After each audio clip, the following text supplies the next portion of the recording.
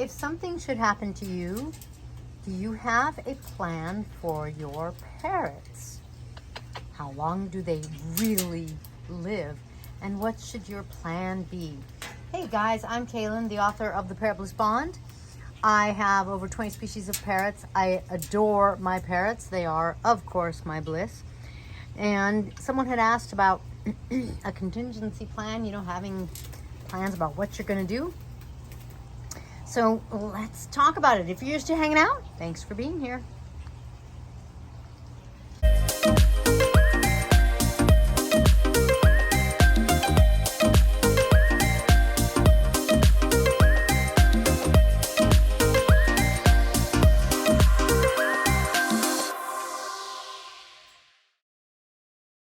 All right, first I'm going to start by showing you this wood stork that's hanging out.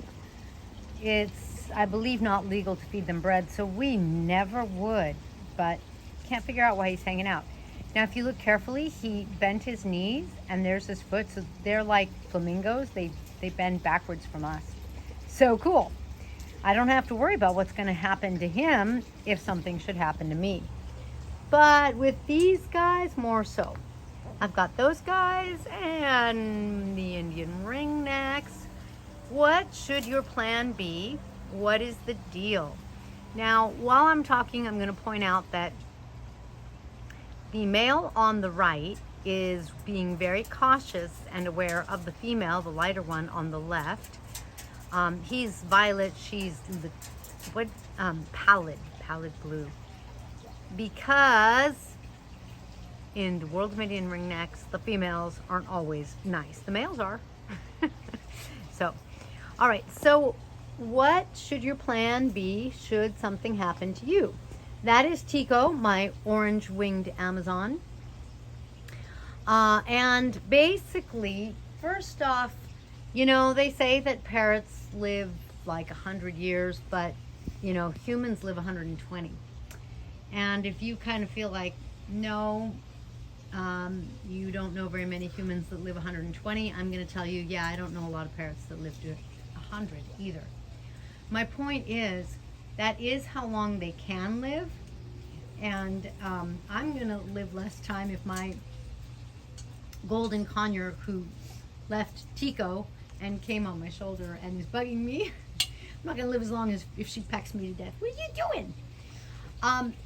Parrots, you know, they have a lifespan, and in captivity, they tend to live longer than they would in the wild when they are given good conditions, which means a good diet and a good home, that kind of thing. Now, the three longest lived species or families are the Amazon family, the cockatoo family, and the macaw family. If you have one of those, I think it's fair to expect that if your parrot you know, has a good diet and doesn't have something come along, because stuff does happen, then I think it's fair to expect these three species to live over 50 years. Now, 100's possible, it's just not very probable necessarily. So, so the question is, why is my golden conure doing an extreme close-up? There's Bonnie Rose, my golden conure. Isn't she so sweet? A little bit of trouble too. Yes, trouble. So if your parrot has a good diet and all that, if you don't think you're going to live 30, 40, 50 years, then you should have a plan. I mean, you should have a plan anyway. Now, I am going to tell you that I read something that I thought was rather brilliant at one point. We live in Florida, and sometimes we have hurricanes. Whether you have hurricanes or not, or, you know, if you just were to have a last-minute emergency, I read that a really good thing to have is pillowcases, because you can put your bird in a pillowcase, put a hair scrunchie around the end to kind of like close it, and that way your parrot can breathe and they're safe. It's not ideal, but you could very quickly get them, like grab the pillowcase, put them in the pillowcase, and put them in the car and walk out. Like, let's say the house was on fire or something. Instead of having to figure something out or get a cage, a pillowcase would be easy if you need to just get out, kind of thing. I think that's just brilliant, just in case. Now, if you're worried about something happening to you, then if I were you, I would look up some rescues. If you're not feeling well, like if you know you're on your way down, I know at least of one rescue where she'll work with people. They can start the process ahead of time so that when something happens to them, you know, she's kind of been in touch with them. She already knows about the bird. She already knows their medical history or whatever, you know, and that way the bird has a place to go and it's already a done deal. That is, of course, surrendering your parrot. And so then if you're liking that rescue, you know that they'll take good care of your parrot and rehome them or whatever it is. I really like that because that means that a parrot that is probably healthy, well-loved and everything, and that would make a really fantastic pet, is hopefully in really good hands and can be rehomed and can go on to, you know, have their life continue, as opposed to, you know, if you don't expect something's wrong and all of a sudden you have an illness and the parrot's left in your home when no one knows, you know, that's horrible. Or if, you know, I have someone who helps me clean cages, and she said that there was an Amazon left in a home, the person died, and there was nothing written, nowhere in the house was there information about who the Amazon should go to.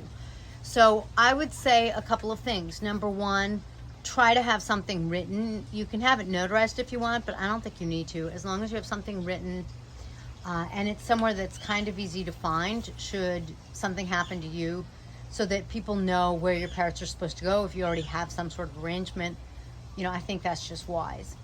Also, my vet has this. I don't know if your vet has this, but she has stickers you can put in the windows or near the door, so that if anything does happen, you know, it says there's birds inside, you know, please take care of the birds.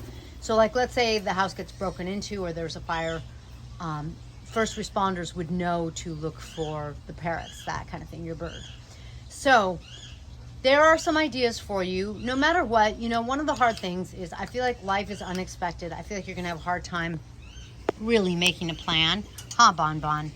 So in some ways, the best thing you can do, and look, there's our visitor, he's still there. The best thing you can do is try to have a plan, try to have an idea of what you're gonna do. And then, you know, your plans may not come forward, but at least you've thought about it, and kind of, just because you put the energy in that direction, it's more likely that either your plan will work or something will work out so that your parrot continues to enjoy some well-being, and, you know, it's just not a problem even if something happens to you, so that they can be happy. For example, you know, I would say these two are really bonded, like really bonded. And so no matter what, as much as possible, they should really stay together so that they have some consistency in their lives, and they, you know, they have the love from each other that they're used to. Troublemaker 1 and talker number 2, you could tell he's not talking today. I don't know why. Tico, Tico, Tico, Tico. You want to say hi, Tico? Say hi. Oh, well. Oh, I thought he was going to say something, but I guess not. Tico! Hi, Tico. He's like looking at me going, what is up with you? And now she's about ready to turn the camera off.